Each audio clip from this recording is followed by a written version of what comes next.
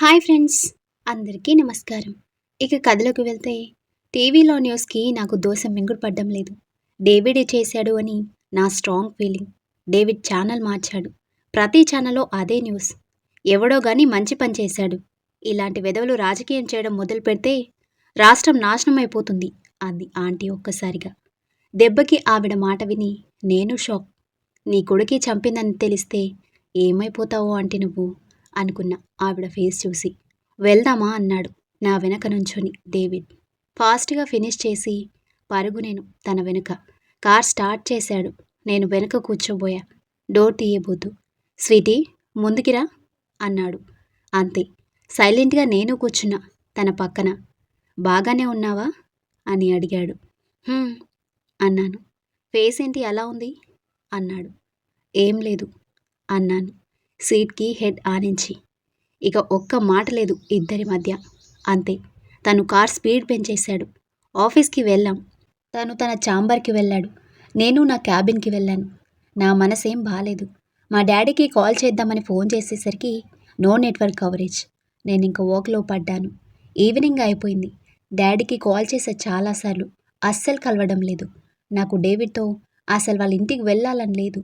Night నుండి తనని చూస్తూ ఉంటేనే భయం వేస్తుంది. అలా అని ఇంటికి వెళ్తాని తనని అడిగే ధైర్యం లేదు. ఏం చేయాలో అర్థం కావటం లేదు నాకు. డేవిడ్ బయటికి వచ్చాడు ఛాంబర్ నుండి. అయిపోయిందా నీ వర్క్ అన్నాడు. "హ్మ్" అన్నాను తన ఫేస్ కూడా చూడకుండా. పద, నిన్ను ఇంట్లో డ్రాప్ చేసి నేను వెళ్ళాలి అన్నాడు. ఇదే మంచి ఛాన్స్ అనుకుని నేను మా ఇంటికి వెళ్ళొచ్చా అన్నాను భయంగా. నువ్వు జాష్ వచ్చే వరకు నా దగ్గరే, ఇంకేమైనా చెప్పాలా అన్నాడు. ఇక సీన్ అర్థమయ్యి తన వెనుక నడిచా. మా ఇల్లు ఎంత పీస్ఫుల్ ప్లేసో డేవిడ్ ఇల్లు చూశాకే అర్థమైంది నాకు. ఎప్పుడెప్పుడు డాడీ వాళ్ళు వస్తారని వెయిటింగ్ నేను. ఇంతలో మేం దారిలో ఉండగా డేవిడ్కి ఫోన్ వచ్చింది. ఆ కాల్ అటెండ్ చేసిన వాడు వెంటనే కార్ రివర్స్ చేసేశాడు. వెంటనే తన వాళ్ళకి కాల్ చేశాడు ఒక ప్లేస్కి రమ్మని. ఏమైంది అన్నాను తన కంగారు చూసి. తను నాతో ఏం లేదు అని చెప్పి వాచ్ చూసుకున్నాడు. ఇక ఒక్కసారిగా స్పీడ్ పెంచేశాడు. కారు ఒక నిర్మానుష్య ప్లేస్లో ఆగింది. ఎదురుగా ఒక సుమో ఉంది. మా కార్ చూడగానే ఆ కార్ నుండి ఒకడు దిగాడు. అతను దిగి మరొకరిని బలవంతంగా లాగాడు కార్ నుండి. అతనెవరో కాదు, నంద. నాకు సౌండ్ లేదు. తనని లాక్కొని వస్తున్నారు. డేవిడ్, తను నంద అన్నాను తన హ్యాండ్ని షేక్ చేసేస్తూ. స్వీటీ, నువ్విక్కడే ఉండు, అసలేమైనా కార్ కిందకు దిగకు అన్నాడు. తన ఫేస్ చూసా. అప్పటికే మారిపోయింది తన ఫేస్. కళ్ళు రెడ్గా అయిపోయాయి వాళ్ళని చూసి. ఏమైంది డేవిడ్, నాకు చాలా కంగారుగా ఉంది. అసలెవరు నువ్వు అన్నాను. ష్ ష్ అని కార్ దిగావో చంపేస్తా అన్నాడు తన కార్ దిగుతూ. ఏడుపు వచ్చేస్తుంది నాకు. నేనిక కంట్రోల్ చేసుకోలేక నా హ్యాండ్స్తో నోరు మూసేసుకున్నా. నందాన్ని కింద పడేసి పీకకి నైఫ్ పెట్టేశారు. తనని చంపేస్తారనే టెన్షన్ నాకు. డేవిడ్ మాత్రం అలా చూస్తూనే ఉన్నాడు. వీడే కదా పెద్దారెడ్డిని చంపింది, వీణ్ణిప్పుడెవరు కాపాడతారు అన్నాడు నంద పీకపై కత్తి పెట్టినవాడు. డేవిడ్ అలానే చూస్తూనే ఉన్నాడు. అతనెన్ని మాట్లాడుతున్నా. మొత్తం సుమోలో గ్యాంగ్ అంతా ఒక్కసారిగా కిందకి దిగింది. వెనుక మరో కారు వచ్చింది. వాళ్ళ మనుషులే అనుకుంటా. చంపింది వీడే కానీ స్కెచ్ వాడిదన్నాడు డేవిడ్ వైపు చూపిస్తూ ఒకడు. వీడేంటి టక్ చేసుకుని ఇంత క్లాస్గా ఉన్నాడు, ఏ యాంగిల్లో మాస్గా కనిపించడం లేదే అన్నాడు వేరొకడు వెటకారంగా. ఇంకా మాటలేంటిరా, ముందు నరికేయండి వాణ్ణి అన్నాడు వెనుక ఒక పెద్ద మనిషి. ఇద్దరూ పరిగెత్తుకుంటూ వస్తున్నారు డేవిడ్ వైపు. వాళ్ళు దగ్గరికి వస్తున్నా ఏమాత్రం టెన్షన్ లేకుండా సూట్ తీసి కార్లో పడేసి షర్ట్ హ్యాండ్ ఫోల్డ్ చేసుకుంటూ బటన్స్ చెస్ట్ వరకు తీస్తూ సీట్ కింద నుండి ఒక్కసారిగా పెద్ద కత్తి తీశాడు డేవిడ్. నా కళ్ళని నేనే నమ్మలేకపోతున్నా ఎదురుగా జరుగుతుంది చూస్తూ. డోర్ వేసేశాడు డేవిడ్.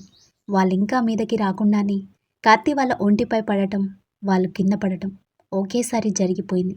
ఇంతలో ఒక్కసారిగా నంద తన పీక మీద కత్తి పెట్టినవన్నీ ఒక్క సెకండ్లో అతని కత్తితో అతన్నే పొడిచేశాడు. ఒక్కసారిగా ఎదుటి వాళ్ళ గ్యాంగ్ విజృంభించారు. ఇక డేవిడ్ కూల్గా కత్తి నోట్లో పెట్టుకుని జారుతున్న షర్ట్ హ్యాండ్స్ మళ్ళీ ఫోల్డ్ చేసుకుంటున్నాడు. తనకి ఈ టైంలో స్టైల్ ఏంటి, నా కర్మ, ఇలాంటివన్నీ చూడాల్సి వస్తుందని నెయిల్స్ కొరికేస్తూ చూస్తున్నా తన వైపు. వచ్చినాడు వచ్చినట్టు డేవిడ్ కత్తికి బలవుతున్నారు. కీబోర్డ్ నొక్కినంత ఈజీగా వాళ్ళని కింద పడేస్తున్నాడు డేవిడ్. ఇక వాళ్ళ గ్యాంగ్ రెచ్చిపోయారు. 10 మంది ఒక్కసారిగా పడ్డారు. కనీసం షర్ట్పై దుమ్ము కూడా పడకుండా, తన మీద ఎవడి హ్యాండ్ పడకుండా ఒక్కొక్కరిని చావగొడుతున్నాడు డేవిడ్. ఒక్కొక్క దెబ్బకి బోన్స్ విరిగిపోతున్నాయి వాళ్ళకి. ఇంత వాయిలెన్స్ బాబోయ్! బోయే డైరెక్షన్ కూడా సరిపోదు. ఒక పక్క నందా చీల్చి చెండాడుతున్నాడు మిగతా వాళ్ళని. ఇంతలో మరొకడు ఫోర్స్గా పెద్ద వేట కూడా విసిరేశాడు డేవిడ్ వైపు. తను మిస్ అయ్యాడు.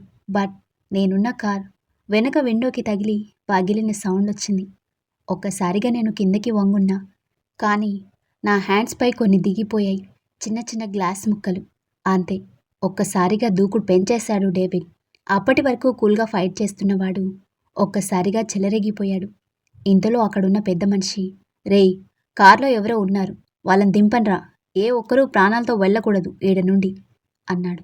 అంతే, ఒక ముగ్గురు నా సైడ్ కార్ డోర్ లాగుతున్నారు. ఇక అది రావడం లేదని విండో పగలగొట్టేశారు. అవి నా హ్యాండ్స్పై దిగిపోయాయి మళ్ళీ. ఇక లోపల నుండి డోర్ ఓపెన్ చేశారు. నన్ను బలవంతంగా బయటకి లాగారు. వాళ్ళలో నాపై చేయి వేసిన ఒకరిని నా ముందే పొడిచి పొడిచి కింద పడేశాడు డేవిడ్. ఇంకో ఇద్దరు వెంటనే నన్ను వదిలేశారు భయపడి. ఇక డేవిడ్ ఆ ఇద్దరిని వదలడు అని కన్ఫర్మ్ చేసుకుని నేను నాకు ఒంటిపై దిగిన గ్లాస్ పీసెస్ తీస్తున్నా, ఫేస్ మీద ఏమైనా ఉన్నాయేమో అని కార్ మిర్రర్లో చూసుకుంటూ. ఇంతలో ఒకడు నా నెక్ పట్టుకోబోతుంటే వెనక నుండి నా నాన్నలు పట్టుకుని ఒక్కసారిగా డేవిడ్ నన్ను తన హ్యాండ్స్లోకి తీసేసుకున్నాడు. వాడి హ్యాండ్ నాపై పడకుండా నేను తనపై పడ్డా ఫోర్స్గా. తను వదలడం లేదు నన్ను ప్రొటెక్ట్ చేస్తూ. ఆ టైంలో నాలో ఏదో అలజడి. డేవిడ్ని చూస్తూనే ఉన్నా. ఎందుకో అస్సలు తెలీదు. తనకంత దగ్గరగా ఉన్నందుక, తన ఉగ్రరూపం కల్లారా చూస్తున్నందుక అర్థం కాలేదు నాకు నిమిషం. తను ఒక్కసారిగా నా ఫేస్ చూసి తన వైపు చూస్తున్న నాకు సారీ చెప్పాడు. అంత ఫైట్లో కూడా వదిలించేసుకున్నా. కానీ ఆ నిమిషం తన మీద ద్వేషం మాత్రమే ఉంది, ప్రేమ కన్నా.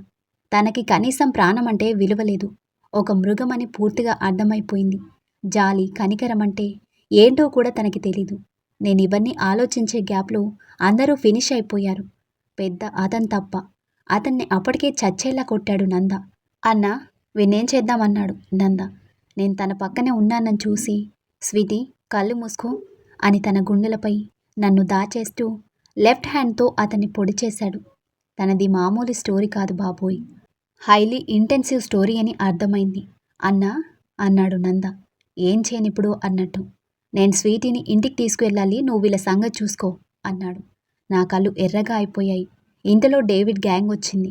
ఆ మనుషులని లాక్కెళ్తున్నారు. డేవిడ్ నా వైపు తిరిగి ఇక నా ఫేస్పై, నెక్పై దిగిన గ్లాస్ పీసెస్ తీస్తున్నాడు. అసలేం జరగనట్టు. నా కళ్ళల్లో నుండి నీళ్లు జారుతున్నాయి. తను కనీసం నా కళ్ళలోకి చూడలేదు. నేను మాత్రం తన వైపు కోపంగా చూస్తున్నా. తను నన్ను దగ్గరికి తీసుకోబోతుంటే, ఎవరు నువ్వు డేవిడ్ అసలు అన్నాను తనని దూరంగా తోసేస్తూ. అంతే, ఒక్కసారిగా నా హ్యాండ్ పట్టుకుని, స్వీటీ రా వెళ్దాం ఇంటికి అన్నాడు డేవిడ్ నా మాట పట్టించుకోకుండా. చేయి వదులు అన్నాను. అర్థం కాక చూశాడు. నేను విదిలించుకొని కోపంగా నడుస్తున్నా. స్వీటీ ఎక్కడికి ఆగు అన్నాడు. నేను వినలేదు. అంతే, ఒక్కసారిగా నా దగ్గరికి వచ్చి కారు ఎక్కు మర్యాదగా అన్నాడు, నా హ్యాండ్స్ ఫోర్స్గా పట్టుకొని వెనక్కి లాగుతూ. ఎక్కకపోతే నన్ను కూడా వాళ్ళని చంపినట్టు చంపేస్తావా అన్నాను విదిలిస్తూ. ఏయ్, ఏం వాగుతున్నావు, పద పోదాం ఇంటికి అన్నాడు. హ్యాండ్తో ఆపు అని చెప్పి తనని కాల్ చేసేలా చూశాను. నేను నడుస్తున్నా ఉబికి వస్తున్న కన్నీళ్లతో. వెనక నుండి డేవిడ్ గట్టిగా అరుస్తూ, ముందే చెప్పా నా గురించి ఏం తెలీదు నీకు అని. ఇలా జరుగుతుందని తెలిసే నాతో ఉండటం కష్టమని చెప్పా, ఇప్పుడు అర్థమైందా అన్నాడు డేవిడ్. నా మనసు విరిగిపోయింది ఆ ఒక్క మాటతో. అడిగావుగా నేనేంటి అని, చెప్తున్నా విను, ఐఎమ్ ద విలన్ అన్నాడు గట్టిగా అరుస్తూ డేవిడ్. నా చెవుల్లో ఇప్పటికీ ఆ అరుపు గింగురుమంటుంది. నేను వెనక్కి తిరగలేదు, నడక ఆపలేదు.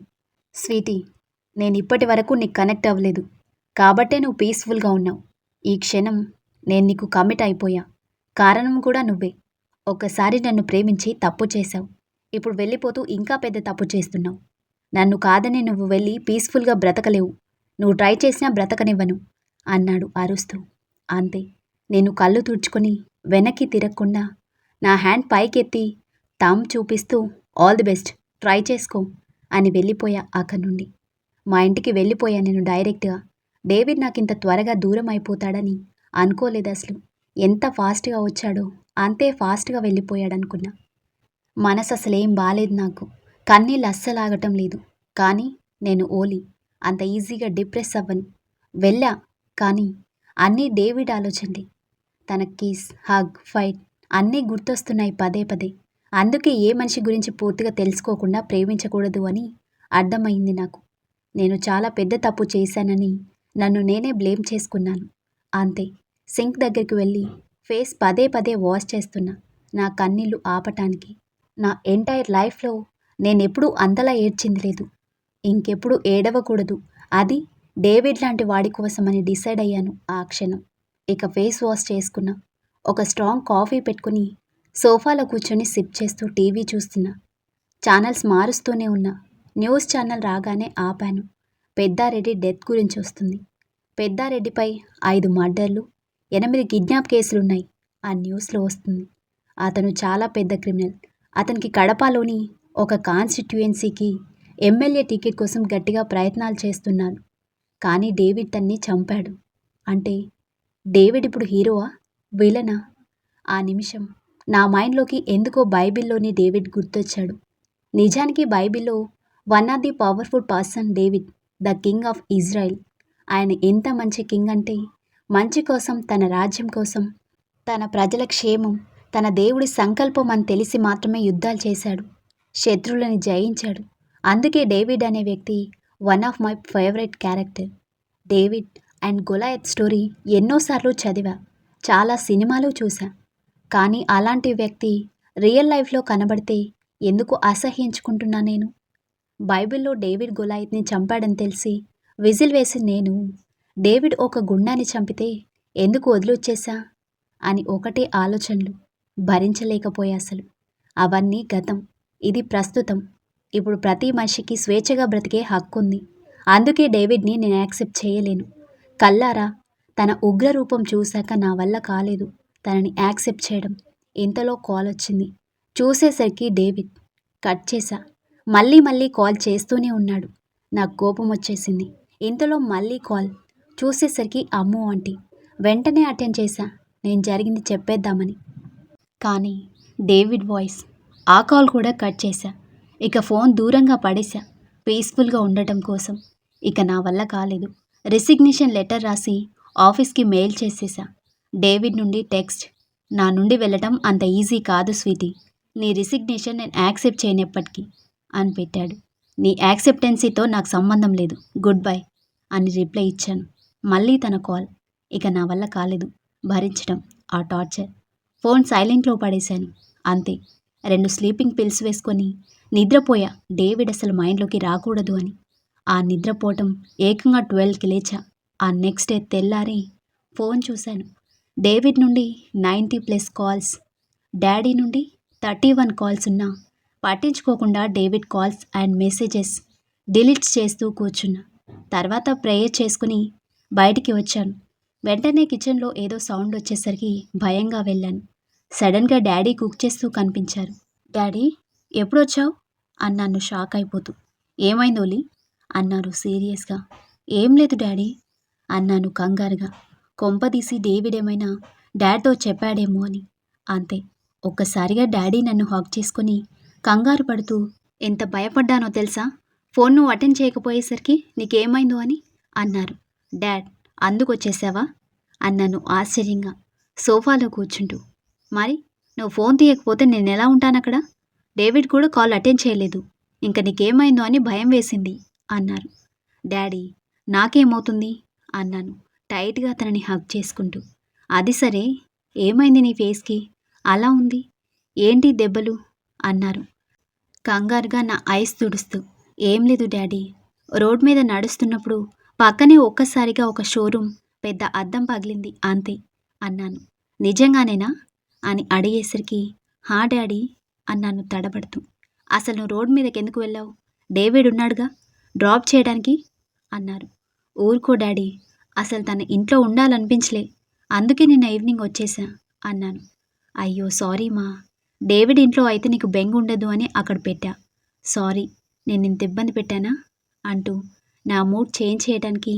సరే ఏం చేస్తావు ఇన్ని రోజులు అన్నారు. డాడీ మాట్లాడుతున్నారు గాని నాకు డేవిడ్ పదే పదే గుర్తొస్తున్నాడు. తను గుర్తొచ్చినప్పుడల్లా నా కళ్ళల్లో నీళ్లు తిరుగుతూనే ఉన్నాయి. ఇక ఆ ఆలోచన నుండి బయటికి వస్తూ, నువ్వు నన్ను వదిలేసి మీ అత్తారింటికి వెళ్ళిపోయావుగా, సో ఇంకేం చేస్తా, ఏడుస్తూ కూర్చున్నా అన్నను కవర్ చేస్తూ. అచ్చా అలాగా అన్నారు డాడీ వెక్కిరింపుగా. హా మరి, లేకపోతే ఏంటి డాడీ, నిన్ను వదిలి ఇన్నాళ్ళు ఎప్పుడైనా ఉన్నానా, అది కూడా వేరే వాళ్ళ ఇంట్లో అన్నాను. సారీరా, వచ్చేద్దామంటే మమ్మీ కోసం ఆగాల్సొచ్చింది అన్నారు. మరే, అసలే లవ్ బర్డ్స్ కదా, వదల్లేరు అన్నాను తన షోల్డర్ పట్టుకుంటూ. నవ్వారు డాడీ.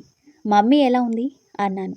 బానే ఉంది, మీ అమ్మమ్మ తనని కదలనివ్వటం లేదు అసలు అన్నారు. ఎప్పుడొస్తుంది అన్నాను. దానికి తెలీదు నేను ఇంటికి వచ్చినట్టు అన్నాను.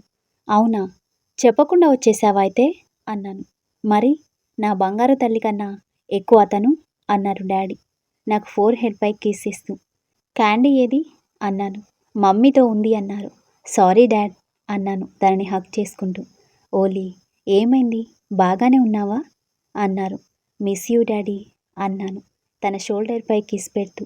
ఇలా ఉంటే చాలా కష్టం ఓలీ, నేను మమ్మీ నీకు పెళ్లి చేసేయాలనుకుంటున్నాం. ఒక మ్యాచ్ మీ మామ చూశాను నీకు ఊర్లో అన్నారు నవ్వుతూ. అంతే, కోపంగా ఊగిపోతూ, ఏ డాడీ, నేను నీకు అంత బరువైపోయానా అన్నాను ఒక్కసారిగా తనని గెంటేస్తూ. ఓలీ అన్నారు సీరియస్గా. లేకపోతే నీకు ఆలోచన ఎందుకు వచ్చింది ఇప్పుడు అన్నాను లేస్తూ. ఓలీ, నేను ఇప్పుడు ఒప్పుకోలేదు, టెన్షన్ పడకు, కానీ ఎప్పుడైనా చేయాలిగా, అందరి డాడీలా నేను ఆలోచించాలిగా అన్నారు. వద్దు, ఎప్పుడు ఆలోచించకలా, నేను ఈ ఇంట్లోనే హ్యాపీగా ఉంటా. నేను నీకెప్పుడు బరువైపోతానో అప్పుడు మాత్రమే పెళ్లి చెయ్యి, అప్పుడు చేసుకుంటా అని చెప్పి నా రూమ్లోకి వెళ్ళిపోయి డోర్ లాక్ చేసేసా. ఓలీ, ఏదో సరదాగా అన్నాను, డోర్ తీ అన్నారు డోర్ కొడుతూ. నో జాష్, నా కోపం తెప్పించాడు అని అన్నాను బుంగమూతి పెడుతూ. జాష్ ఓలీకి సారీ చెప్తున్నాడు, డోర్ తీ అన్నారు డాడీ. ఓలీ నీ సారీ రిజెక్ట్ చేసింది, వెళ్ళు అన్నాను. డాడీ నవ్వు. చిన్నప్పటి నుండి మా డాడీపై కోపం వస్తే ఇలానే మాట్లాడతా తనతో, ఇకెప్పటికీ అలా అలవాటైపోయింది. డాడీ డోర్ తీయమని కొడుతూనే ఉన్నారు, నాకు కోపం పోలేదు. బెడ్ మధ్యకి కూర్చుని డోర్ వంక చూస్తున్నా. ఇక డాడీ, సరే నువ్వెప్పుడు డాడీ నాకు పెళ్లి చేయని అడుగుతావో అప్పుడే చేస్తా, ఓకేనా అన్నారు. అంతే, స్మైల్ నా ఫేస్లో. వెంటనే డోర్ తీసి లవ్ యూ డాడీ అని బుగ్గపై కిస్ ఇచ్చేశా. మొండి అన్నారు మొట్టికాయ ఇస్తూ. పద తిందాం అన్నాను. ఇక గారం మొదలు. డాడీయే తినిపించారు ఫుడ్ నాకు, వాళ్ళ ఊరి కబుర్లు చెప్తూ. ఇక ఆ రోజు డాడీ నా కబుర్లతో గడిచిపోయింది. నెక్స్ట్ డే లేచా బద్ధకంగా. డాడీ కాఫీ పట్టుకొస్తూ, ఏంటి నువ్వు ఆఫీస్కి వెళ్ళటం లేదా అన్నారు. లేదు, రిజైన్ చేశా అన్నాను కాఫీ సిప్ చేస్తూ. ఏ అన్నారు. నచ్చలే, బోర్ కొడుతుంది అన్నాను. నీకు డేవిడ్కి ఏమైనా గొడవ అయ్యిందా అన్నారు ఒక్కసారిగా. లేదు డాడీ, అక్కడెందుకో ఇంట్రెస్ట్ లేదు వర్క్ చేయడం అన్నాను ఫేస్ పక్కకి పెట్టుకుంటూ. ఇంకా ఆయన నన్నేం అడగలేదు, హ్యాపీ నేను, ఆయనకి ఇంకెక్కువ అబద్ధాలు చెప్పక్కర్లేదు అని. నెక్స్ట్ ఏంటి అన్నారు. ఇంకా ఏం ప్లాన్ చేసుకోలేదు డాడ్ అన్నాను. త్వరగా ప్లాన్ చేసుకో, ఇంట్లో ఉంటే ఏం తోచదు నీకు అన్నారు. షూర్ డాడ్ అన్నాను. ఆయన వెళ్ళిపోయారు. యాక్చువల్లీ నేను డాడ్ దగ్గర ఎప్పుడు ఏదీ దాచలేదు. ఫస్ట్ టైం డాడ్ నా వల్ల బాధపడకూడదు, పైగా డేవిడ్తో తన ఫ్రెండ్షిప్ డిస్టర్బ్ చేయకూడదు అని డాడీతో నిజం చెప్పలేదు నేను. డాడీ బయటికి వెళ్ళారు. ఆ ఈవినింగ్ నాకు ఇంట్లో బోర్ కొట్టి షాపింగ్ అని అలా బయటికి వెళ్ళాను. షాపింగ్ అయ్యేసరికి చీకటి పడిపోయింది. డాడీకి కాల్ చేస్తే ఇంకా ఇంటికి రాలేదు, జాగ్రత్తగా బస్లో ఇంటికి వెళ్ళిపోమన్నారు. అంతే, ఇక మాల్ నుండి బయటికి వచ్చేసరికి మాల్కి ముందు డేవిడ్ కార్. తను బ్యానెట్ పై కూర్చుని ఉన్నాడు. చూసి పట్టించుకోకుండా నేను వెళ్ళబోతుంటే స్వీటీ అని డేవిడ్ అరుపు. అయినా నా నడక ఆపకుండా నడుస్తూ ఉంటే నా వెనుక వచ్చేశాడు.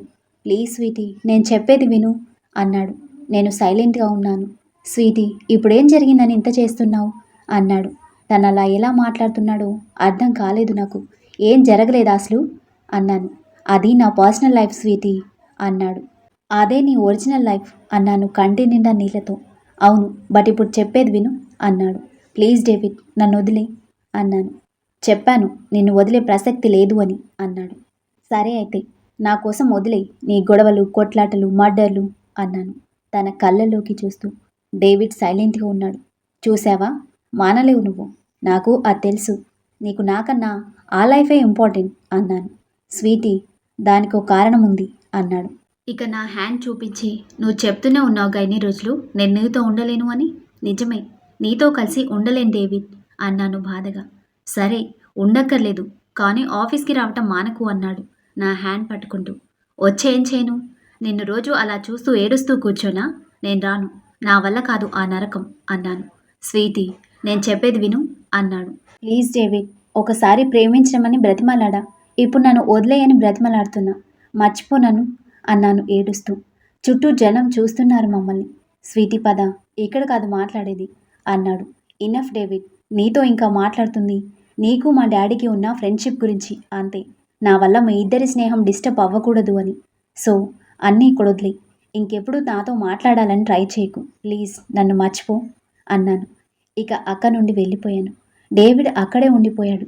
ఒక చిన్న బ్రేక్ తీసుకున్నా నేను. డాడీ వెళ్ళి మమ్మీని తీసుకొని వచ్చేశారు 2 రోజుల్లో. అంతా బ్యాక్ టు నార్మల్. నా లైఫ్‌లో డేవిడ్ చాప్టర్ లేదు అన్నట్టు బిహేవ్ చేయటం మొదలుపెట్టా. కానీ పూర్తిగా తన ఆలోచనల నుండి బయటికి రాలేకపోయాను. డేవిడ్‌కి నేను అడిక్ట్ అయిపోయా. తను దూరం అవ్వటం నేను తట్టుకోలేకపోయా. ఎంతగా ఏడ్చానో నాకు మాత్రమే తెలుసు. ఎన్నో నిద్రలేని రాత్రులు. పోనీ డేవిడ్‌ని క్షమిద్దామంటే తను చేసేది కోట్లాటలు కాదు, మర్డర్‌లు. ఎంత ట్రై చేసినా నా వల్ల కాలేదు తనని మర్చిపోవటం. డాడీకి ఇది చెప్పలేను. అలా అని మనసులో దాచుకోలేక నరకం చూశాను. నేను తనని విడిచిపెట్టినా తను మాత్రం నా చుట్టూనే ఉండేవాడు. నేను ఏ ఇంటర్వ్యూకి వెళ్ళినా వాళ్ళకి కాల్ చేసి నా కంపెనీ ఎంప్లాయీ అని చెప్పి అన్నీ చెడగొట్టాడు. నాకు మనశ్శాంతి లేకుండా చేసేశాడు. నా సంతోషమే కాదు, నా మనశ్శాంతి కూడా నాకు దూరం చేసేశాడు.